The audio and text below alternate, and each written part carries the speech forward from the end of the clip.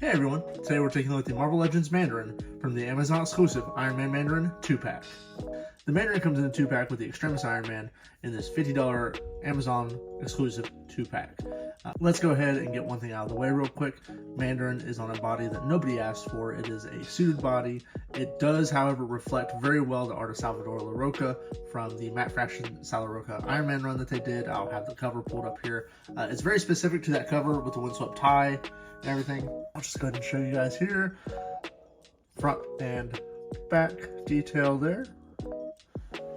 So this figure is weird because, as you can see, I have all of Iron Man's robes behind the Mandarin. So having a Mandarin in my display has been sorely been missing. He is welcomed into the display with open arms. However, this is not the look that anyone was wanting.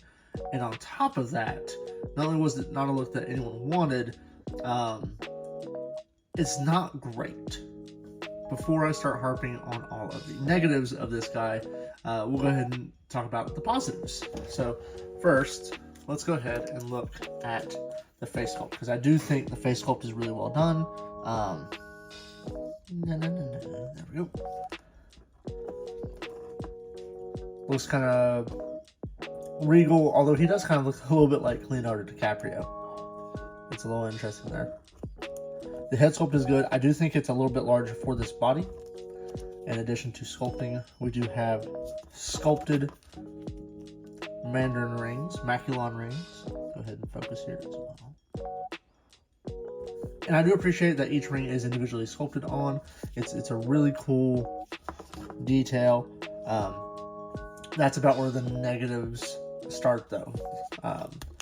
So what does Mandarin come with? So out of the package, he has his 2 Mandarin rings. He has this really nice head sculpt.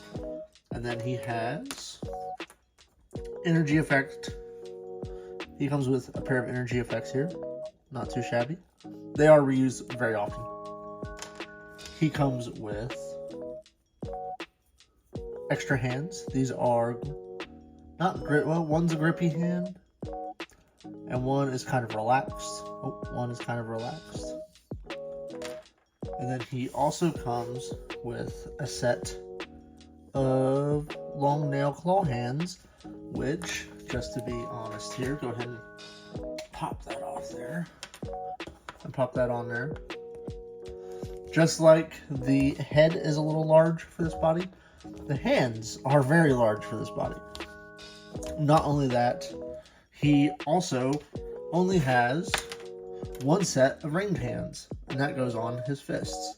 Now, granted, I don't really... I know a lot of people would say, hey, Mandarin needs to have all the martial artist fists. I'm pretty okay with just fists. As if he had something else to make up for, like if he came with fists and a bunch of energy effects, it'd be different. And before I forget, he does come with one more head that is also too large for this body. And I did put it on the movie Mandarin, sorry, the movie Wenwu. He has his old man head. So the thing about this Mandarin 2-pack that makes it kind of interesting in theory is that we're getting 2 different looks for Mandarin in this. So we're getting the Fraction Larroca business suit Mandarin, and then we are getting the haunted, I can't remember Butch Weiss. I just read it, but I can't remember Butch Weiss was the artist on that. There's the Knopf story when he was director of S.H.I.E.L.D. Mandarin was more of an older man in that. He also didn't have the rings. The rings were embedded into his spine. So we're getting a very specific look, and when I say a specific look, this is from one specific panel. Let's see. That said, the head doesn't look bad on this body, even if the flesh tones don't match.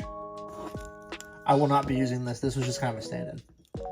But this 2-pack really felt more like it was an Iron Man and Kit Bash set. And I've seen a couple other people echo that statement as well. It's like, yeah, like this Mandarin is going to go on my shelf as is because he does represent comic accuracy. However, he doesn't scratch that itch.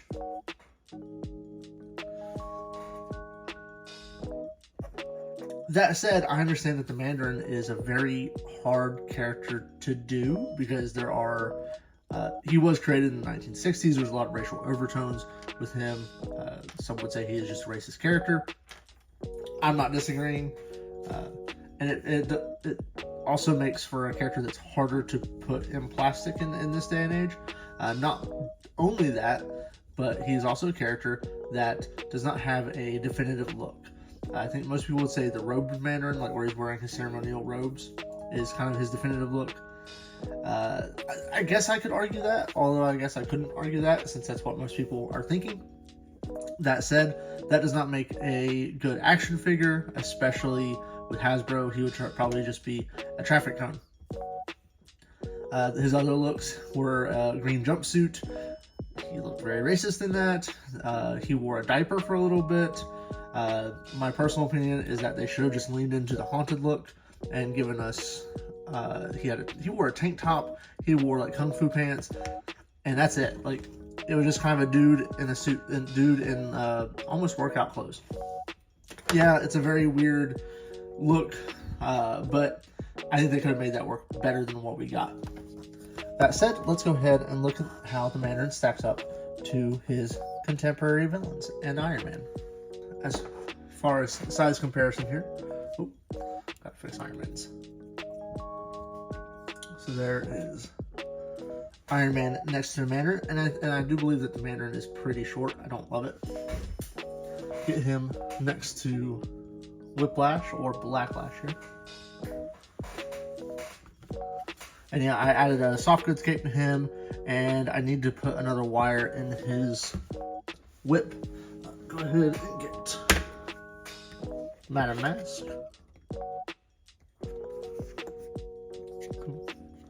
Focus. There we go.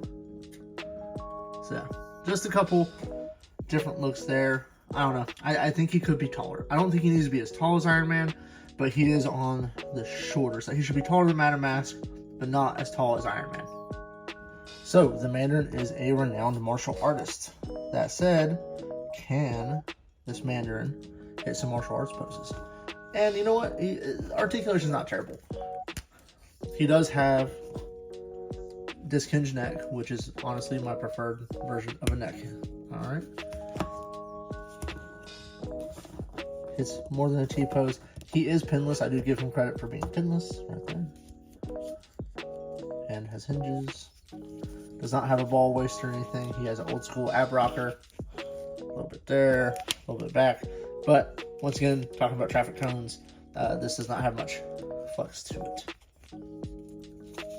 Waist swivel. It's going to move just like you expect a Marvel Legend to move. Thigh swivel. Double joint knees that are stiff.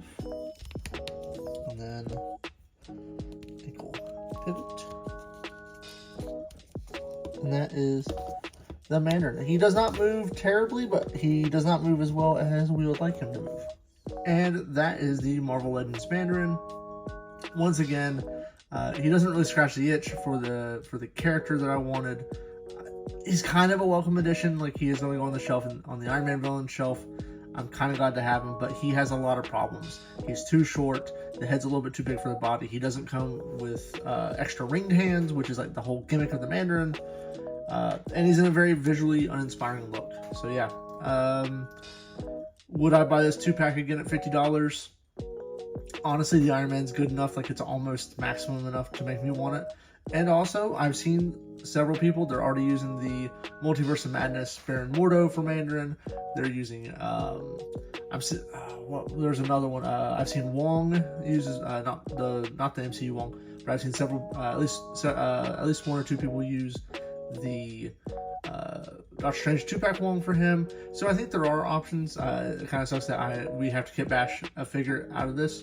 But yeah, that's about it. But I hate being negative, but sometimes you just get a figure that does not do it for you. I want to thank everyone for watching. Don't forget, Sword for Hire is currently on Kickstarter right now. We've crushed our goal, and if you guys want to read a cool comic, go check it out. That's going to be it for me. There's Tony taking care of the Mandarin, and thank you guys. Have a nice night. See you guys on the next round.